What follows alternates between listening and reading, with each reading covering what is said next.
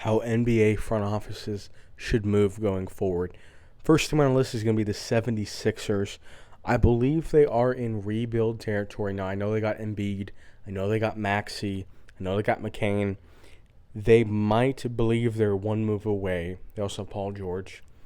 And in all reality, if they were to get a Julius Randle, a four, to help out the load with Embiid, they could make a run. I still view them as trading Embiid makes the most sense.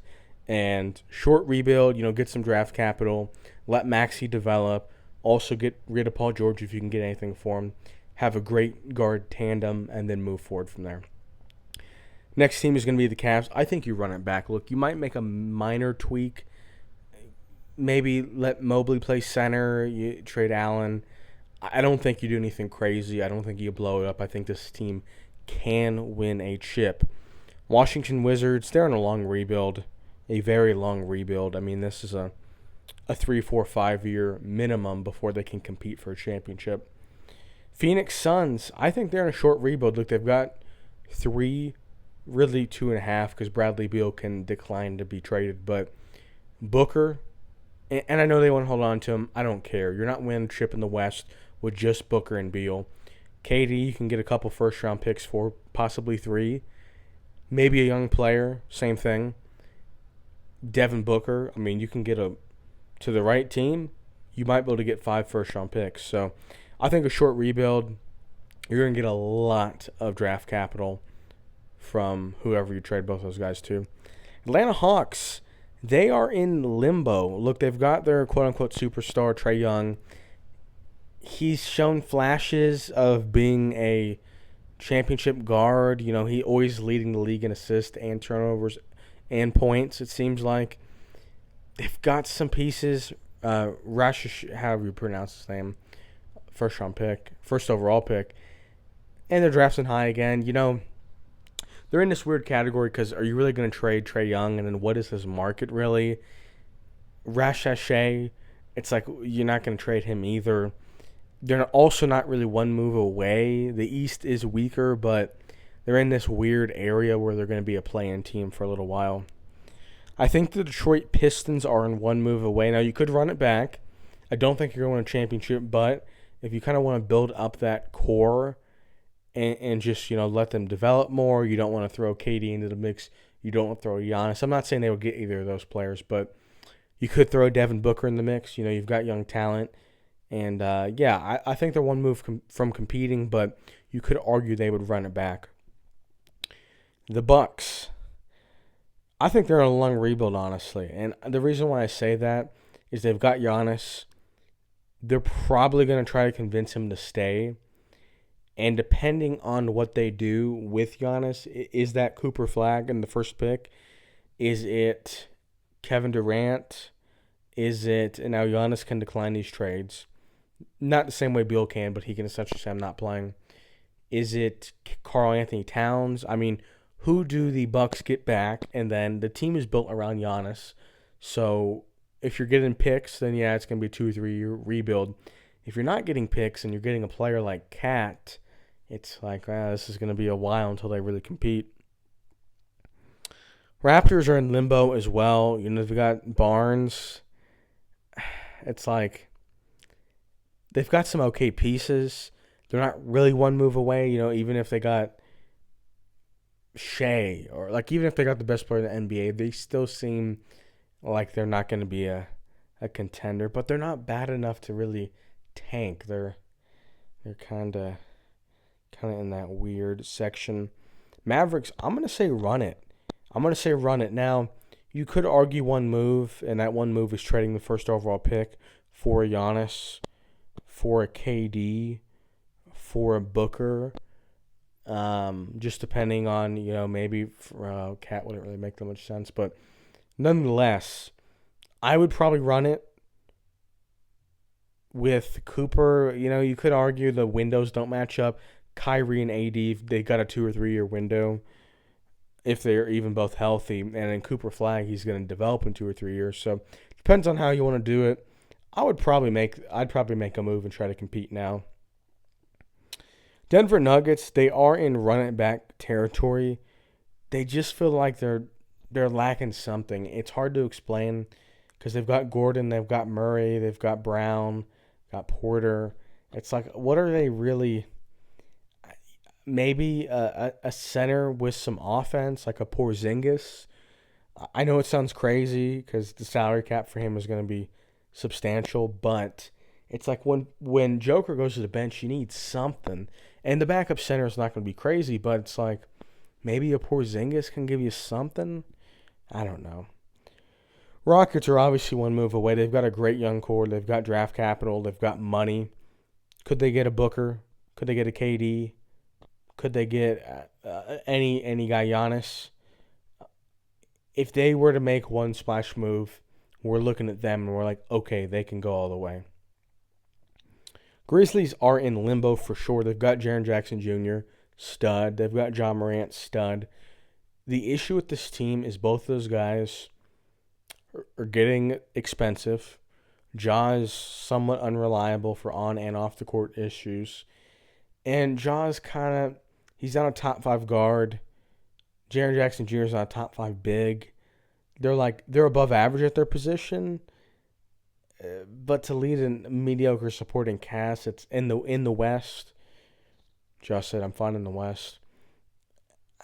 But the issue too is, are you going to trade away Ja? It feels like he's kind of the Grizzlies. Maybe you trade away Jaren Jackson Jr., I guess. I don't know. They're in this weird territory where the West is so good. If they were in the East, you're probably one move away. In the West, I don't know. Now, the Timberwolves are probably not going to run it back. It looks like they're moving on from Randall, maybe Gobert, depending on what they can get. It looks like they're going to try to make that one splash move, like a KD. But I think they run it back. You've lost back-to-back years in the conference finals. Ant's going to get a year older. The whole team, they're going to be able to develop. I think you run it back. Are you going to win the championship? In the West, it's tough, but I'm not too worried. San Antonio Spurs, now they are in one move territory, but I don't think they should make a big move. They got Fox, they got Castle, they got the second overall pick. They've got Wemby, obviously. It's like, maybe you're going to trade a guard, probably not Fox, but either trade a second pick or Castle to get another big. But it's like, I'm not considering that a big move. You trade your second pick for 3 first-round picks in 26, 27, 28. I don't think they should make a big move. I think they should keep this core intact. Utah Jazz, they're in a long rebuild. At some point, they've got to get the first overall pick. And I don't know when that's going to be. Golden State Warriors, they are one move away, but I don't know what that move is. Are they getting a center? If they do get a center, a traditional center, does that kind of hurt their floor spacing? Because when they're most deadly, at least in the past, it's been with Draymond at the 5. Jimmy's there. You're not going to get another guard that's going to play a lot. This team, they are one move away, but I don't know what that move is. Like, if they were to even get a Giannis, that doesn't make sense. I don't know. I really don't know what that one move is to put them over the top. Clippers are in limbo for sure. They've got Harden, who's aging. They got Kawhi, who, when healthy and when focused, top 5 two-way player in the league. It's like, are they maybe one move away from competing? I guess. But really one move away, that's more like just getting back to where they were a year ago, because Harden's getting older and he keeps trailing off, and Kawhi doesn't seem like he cares. The West is tough. But, they just got that new stadium. Are you going to get rid of Kawhi? Probably not. So you're just going to be kind of that 6, 7 seed, maybe 8 seed. I don't know. It's a tough situation. They're already rebuilding. They're getting a lot of draft capital, got a lot of young players. They know they're in a long rebuild. The New York Knicks, I think they just run it back. Now, once again, another team that is probably going to make a move, and I don't know why. They've already fired their coach. And it's like, what's really the point? You were that close to making the finals. a few things go your way and you're in the finals, and anything can happen.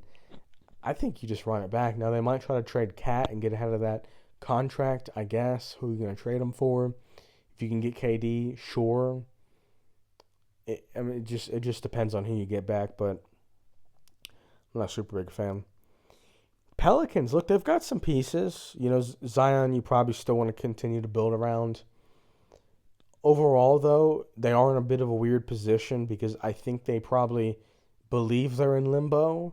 So, and when teams believe they're in limbo, that means they think they can win the championship.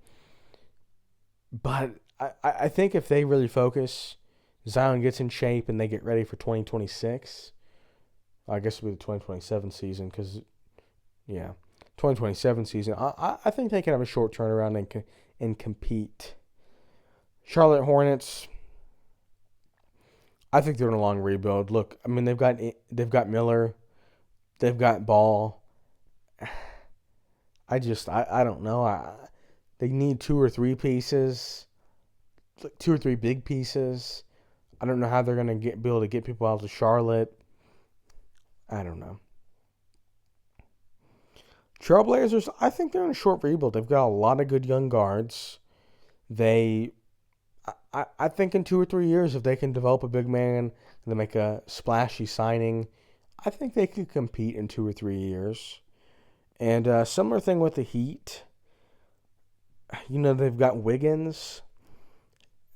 Hero is probably leaving. Bam, I guess is leaving. They got a good coach though. The Heat don't feel like a team that's going to be in this century-long rebuild. I think they'll be back quick. The Indiana Pacers, they're a good one. I think you just run it back. Look, they're in the finals right now. By the time this video gets released, they'll probably be eliminated or close to being eliminated. I think you run it back, though. I mean, look, it's tough to beat a juggernaut team.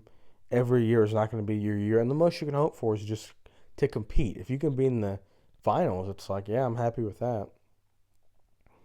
OKC, who has probably won the finals by the time you're watching this. I mean, obviously running it back. Like, there's no doubt about that. Celtics in a short rebuild. They could try to compete with Brown and White, convince Horford to stay. I don't see it. I think you trade Porzingis. I think you trade Brown. Or scratch that. You can't trade an injured player. I think you trade Jaylen Brown. I think you trade Porzingis. You keep Tatum, and you just build around him. You get ready for 2027. Lakers are one move away, and the one move is obviously a center. Who they get, it's tough to say. Yeah, I mean, there aren't a lot of great centers that are just available. And they really just need a rim protector. I don't think a rim protector and lob threat. I don't think they need an offensive player. But you might argue they're like 1.5 moves away. It's tough. Orlando Magic are in limbo. Look, they've got the most atrocious offense I've ever seen. Watching them play, I mean, Paolo, I guess he's a good player. I don't see it. I really don't see it. But, they've got a young star, if you call him a star. Got draft capital. They got a lot of money to spend. They are in a weird spot, though, because it's like, even if you were to get anybody on this team, they're not winning a championship. They need a couple pieces. And the last two teams on this list, the Bulls, they're in a long rebuild, obviously. Nets, they're also in a long rebuild.